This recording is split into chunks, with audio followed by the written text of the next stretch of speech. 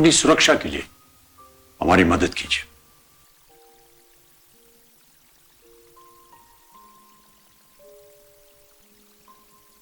सभी दर्शकों का आज के कार्यक्रम में स्वागत है। आज के कार्यक्रम की शुरुआत हम अपने कुछ अनुभवों से करते हैं। क्या आपने शुष्क मौसम में स्वेटर को शरीर से उतारते समय चट चट की ध्वनि सुनने अथवा चिंगारियों का अनुभव किया है? सर्दी के मौसम में पॉलिएस्टर के वस्त्रों के साथ तो ऐसी घटना होना सामान्य है। इन सब का कारण इन वस्तुओं में रगड़ के कारण उत्पन्न हुए वैद्युत आवेश है। आपने पढ़ा हुआ है कि वैद्युत आवेश दो प्रकार के होते हैं, धनात्मक तथा ऋणात्मक आवेश, तथा सजातीय आवेश एक दूसरे को प्रतिकर्षित करते हैं और वहीं विजातीय आवेश एक दूसरे को आकर्षित करते हैं। किसी वस्तु पर आवेश है या नहीं, यह हम कैसे पता कर सकते हैं? ये हम पता करेंगे एक सरल विद्युतदर्शी की सहायता से। आइए अब हम एक सरल विद्युतदर्शी बनाएं। विद्युतदर्शी बनाने के लिए हमने यहाँ एक शीशे का ग्लास लिया है। जैसा कि आप देख सकते हैं कि गत्ते पर छेद करके एक तांबे की तार की मदद से दो पतली कागज के पत्रों को लटकाया गया है। तांबे की तार को विद्युन्मय वस्तु से स्पर्श कराने पर तार पर आवेश स्थानांतरित होकर उसके दूसरे सिरे पर जुड़े हुए कागज के पत्रों तक पहुंच जाता है। अब यहाँ पे कागज के पत्र एक दूसरे से दूर हो जा रहे हैं। पत्रों की पृथकता विद्युतदर्शी पर आवेश की मात्रा का एक माप होता है। दोनों कागज के पत्र सजातीय आवेश अर्जित करने के कारण एक दूसरे को प्रतिकर्षित करते हैं अथवा एक दूसरे से दूर दूर जाते हैं। पत्रों की अपसारिता द्वारा उन पर आवेश की मात्रा सुनिश्चित की जा सकती है। तांबे जैसे पदार्थ तुरंत ही अपने में से होकर विद्युत को प्रवाहित होने देते हैं, जबकि कुछ अन्य ऐसा नहीं करते। जो पदार्थ आसानी से अपने से होकर विद्युत को प्रवाहित होने देते हैं उन्हें चालक कहते हैं। अधिकांश अधातुएं अपने से होकर प्रवाहित होने वाली विद्युत पर उच्च प्रतिरोध लगाती हैं। इन्हें विद्युत रोधी कहते हैं। रगड़ के कारण पृष्ठों पर वैद्युत आवेश उत्पन्न हो जाते हैं। क्या आप आवेश की अन्य प्रक्रिया को बता सकते हैं? किसी चालक को प्रेरण द्वारा आवेशित किया जा सकता है। आइए अब हम इस प्रक्रिया को समझने का प्रयास करें। विद्युत रोधी स्टैंडों पर हमने दो धातु के गोले A एवं B को रखा हुआ है। इस चित्र के अनुसार ये एक दूसरे के संपर्क में है। अब आप यहाँ पे ध्यान से देखिए कि एक विद्युन्मय छड़ को A के करीब लाया गया और यहाँ ये सावधानी जरूर बरतनी है कि ये इसको स्पर्श ना करे। अब छड़ गोले से स्पर्श नहीं कर रहा है और गोले के मुक्त इलेक्ट्रॉन छड़ की ओर आकर्षित हो रहे हैं। ये ऋणावेश इस पृष्ठ की तरफ आकर्षित हो गए हैं। गोले B के पिछले पृष्ठ पर धनावेश का आधिक्य हो जाता है। अब दोनों प्रकार के आवेश धातु के गोलों को आबद्ध रखते हैं, पलायन नहीं करते। गोले A के बाएं पृष्ठ पर ऋणावेश का आधिक्य तथा गोले के दाएं पृष्ठ पर धनात्मक आवेश का आधिक्य हो जाता है। तथापि गोले के सारे इलेक्ट्रॉन गोले A के बाएं पृष्ठ पर प्रसारित नहीं होते। जैसे ही गोले A के बाएं पृष्ठ पर इलेक्ट्रॉन एकत्र होने शुरू हो जाते हैं, अन्य इलेक्ट्रॉन इसके द्वारा प्रतिकर्षित हो जाते हैं। कुछ ही क्षण में छड़ के आकर्षण के कारण क्रिया तथा संचित आवेशों के कारण प्रतिकर्षण के बीच साम्य स्थापित हो जाता है। इस प्रक्रिया को आवेश का प्रेरण कहते हैं तथा ये लगभग तात्कालिक है। जब तक ये छड़ गोले के निकट रहती है तब तक इस चित्र के अनुसार संचित आवेश पृष्ठ पर रहता है। यदि छड़ को हटा लेते हैं तो आवेशों पर कोई बाह्य बल कार्य नहीं करता, वे अपने उदासीन अवस्था में वापस लौट जाते हैं। चित्र में देख रहे हैं A और B को एक दूसरे से थोड़ा दूर किया गया है। अब अगर इस छड़ को यहाँ से हटा दिया जाए तो ये मुक्त इलेक्ट्रॉन और यहाँ पर जो धनावेश आधिक्य हुआ है ये एक दूसरे को आकर्षित करेंगे। अब अगर इनके बीच की दूरी को और ज्यादा बढ़ा दिया जाए तो क्या होगा? ऐसा करने पर आप देख पा रहे हैं कि आवेश गोले पर एक समान रूप से वितरित हो जाता है। हम ये जानते हैं कि जब किसी विद्युन्मय छड़ को हल्की वस्तुओं के निकट लाते हैं तो यही प्रभाव होता है।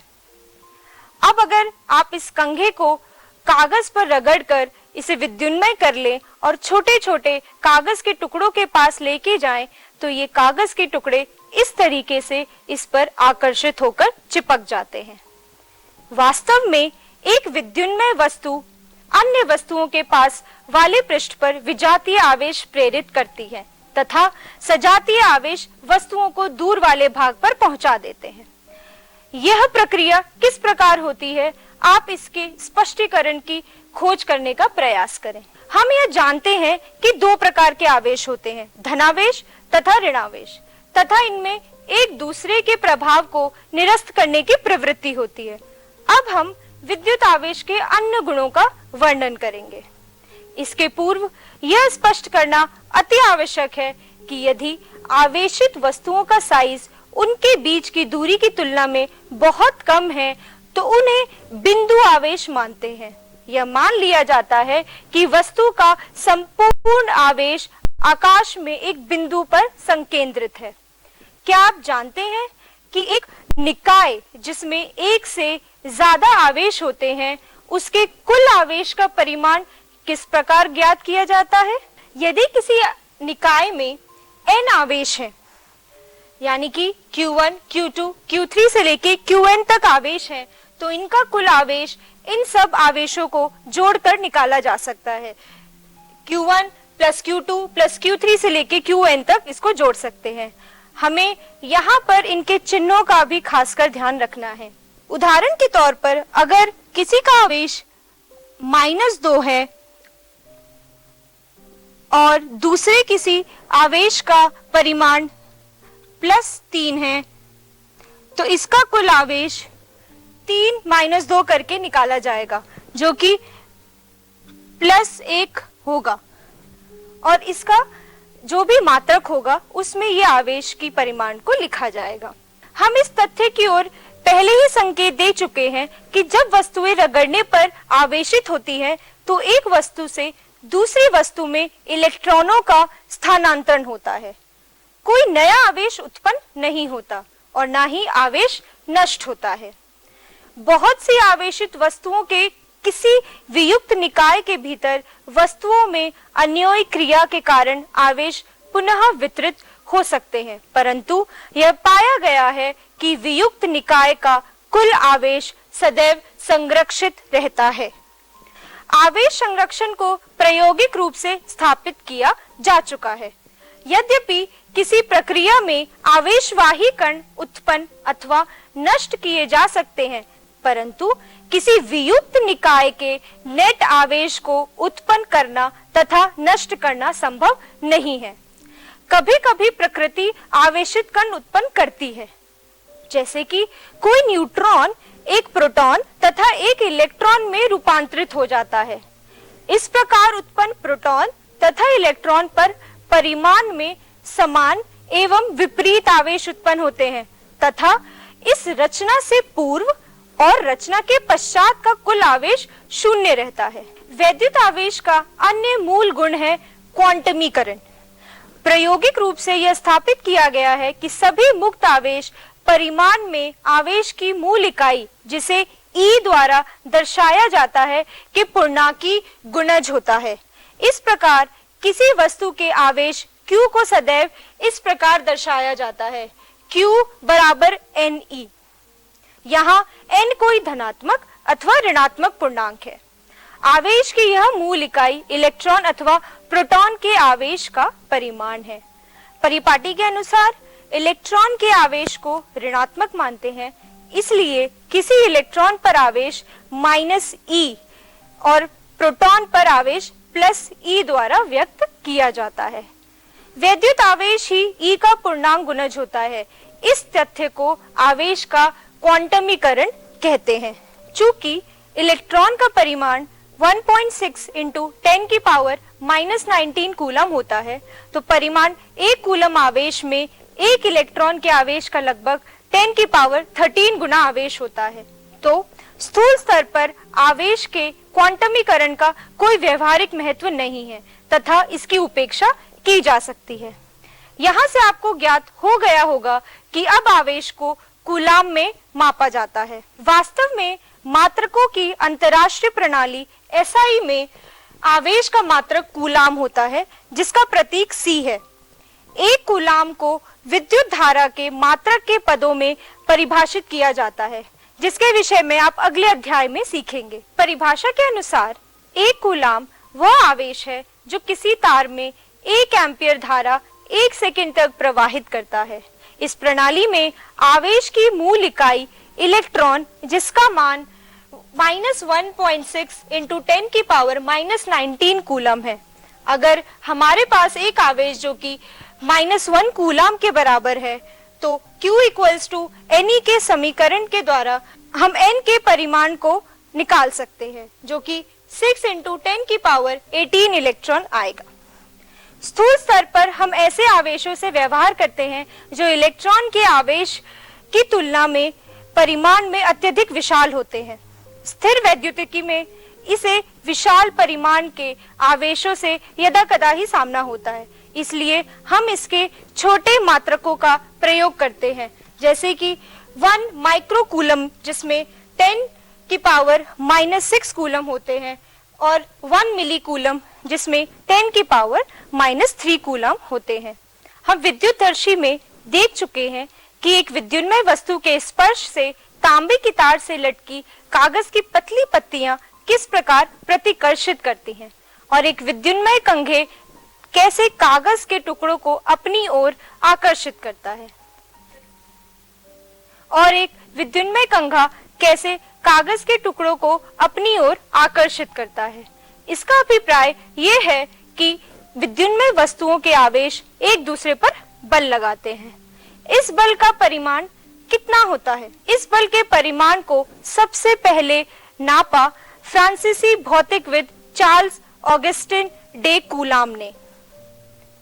बल के परिमाण को मापने के लिए उन्होंने एक ऐंठन तूला का आविष्कार किया, और इसका उपयोग इन्होंने छोटे आवेशित गोलों के बीच लगने वाले आकर्षण अथवा प्रतिकर्षण बलों को ज्ञात करने के लिए किया।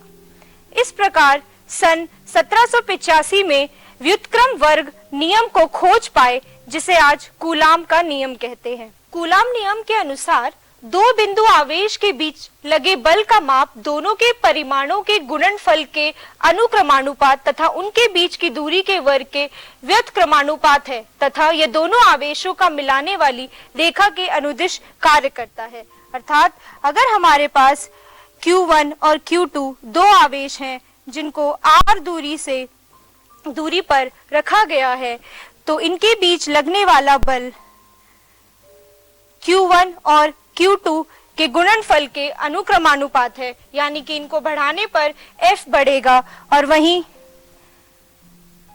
ये दूरी के वर्ग के व्युत्क्रमानुपात है, यानी कि R को बढ़ाने पर F घटेगा। यहाँ K एक नियतांक है, हम K के लिए किसी भी धनात्मक मान का चयन कर सकते हैं। SI मात्रकों में K का मान लगभग 9 इंटू 10 की पावर 9 न्यूटन मीटर स्क्वायर पर कूलम स्क्वायर होता है। सुविधा के लिए हम K को 1/4 पाई एप्सिलॉन नॉट लिखते हैं।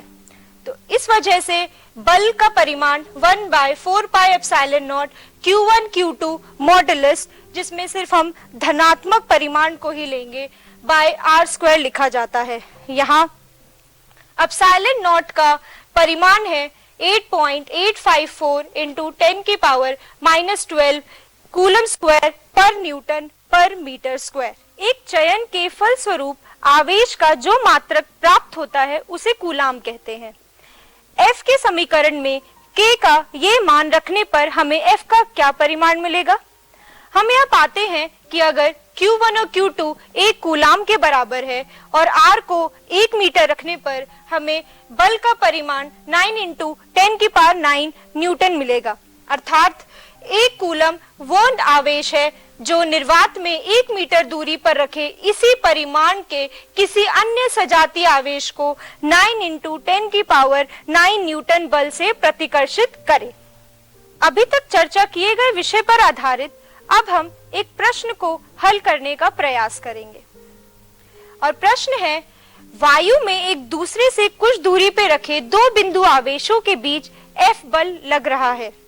यदि प्रत्येक बिंदु पर आवेश की मात्रा 2 गुनी तथा बिंदु के बीच की दूरी आधी कर दी जाए तो प्रत्येक बिंदु पर कितना बल लगेगा। इस प्रश्न के अनुसार बिंदु के आवेश को दुगना और बिंदुओं के बीच की दूरी को आधा किया गया है। तो पहला बल अगर F equals to K Q1 Q2 by R square के बराबर है तो बदला हुआ बल कुछ इस प्रकार लिखा जाएगा, जहां पे चार्जेस को यानी कि आवेशों को दुगना किया गया है और उन दोनों की बीच की दूरी को आधा किया गया है। इसको हल करने के पश्चात हमारे पास नया बल कुछ 16K Q1 Q2 by R square आएगा, जहां K Q1 Q2 by R square हमारा पहला वाला बल है। अर्थात हम कह सकते हैं कि नया बल पहले बल का 16 गुना आएगा। बल एक सदिश है, अतः कूलाम नियम को सदिश संकेतन में लिखना उत्तम होगा।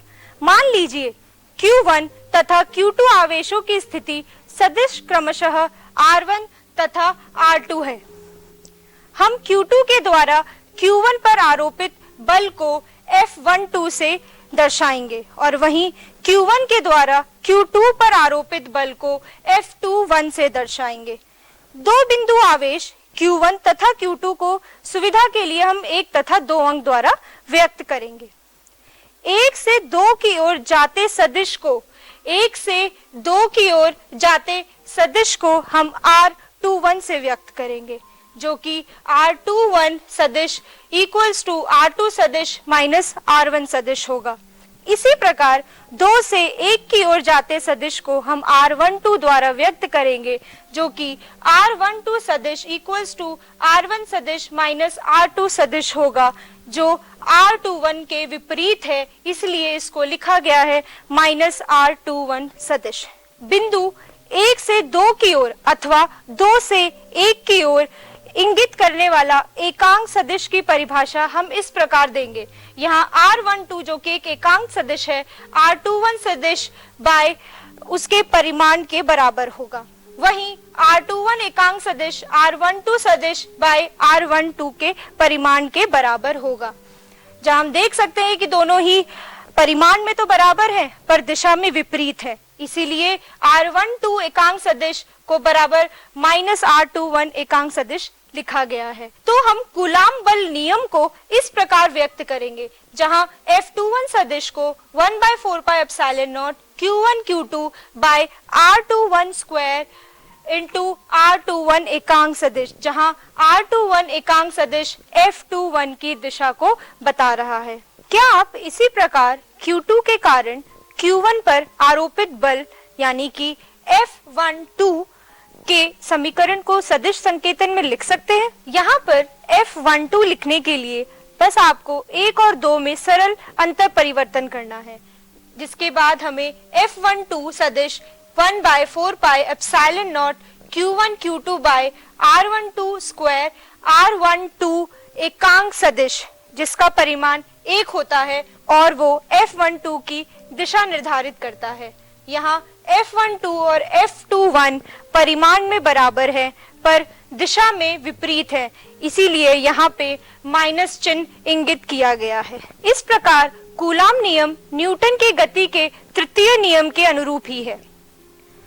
कूलाम नियम से निर्वात में स्थित दो आवेशों Q1 तथा Q2 के बीच आरोपित बल प्राप्त होता है। यदि आवेश किसी द्रव में स्थित है अथवा दोनों आवेशों के बीच के रिक्त स्थान की जगह कोई द्रव्य भरा हुआ है, इस द्रव के आवेशित अवयवों के कारण स्थिति जटिल बन जाती है। अगले अध्याय में हम द्रव्य में स्थिर वैद्युतिकी पर विचार करेंगे। क्या आवेशों के चिन्हों में परिवर्तन करने पर इनके बल पर प्रभाव पड़ेगा? यदि Q1 तथा Q2 समान चिन्ह के हैं, या तो दोनों ही धनात्मक अथवा दोनों ही ऋणात्मक है, तब F21 R21 के दिशा में होगा, जो प्रतिकर्षण को प्रदर्शित करता है, जैसा सजातीय आवेशों के बीच होना चाहिए।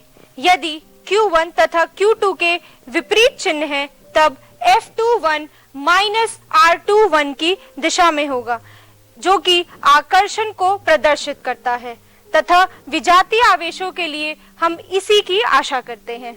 इस प्रकार हमें सजातीय तथा विजातीय आवेशों के प्रकरणों के लिए पृथक पृथक समीकरण लिखने की आवश्यकता नहीं है। यही समीकरण दोनों ही प्रकरणों को सही सही प्रकट कर देती है। दो आवेशों के बीच पारस्परिक वैद्युत बल कूलाम नियम द्वारा प्राप्त होता है, जहां आवेश के निकट एक आवेश न होकर उसे बहुत से आवेश चारों ओर से घेरे हुए होते हैं।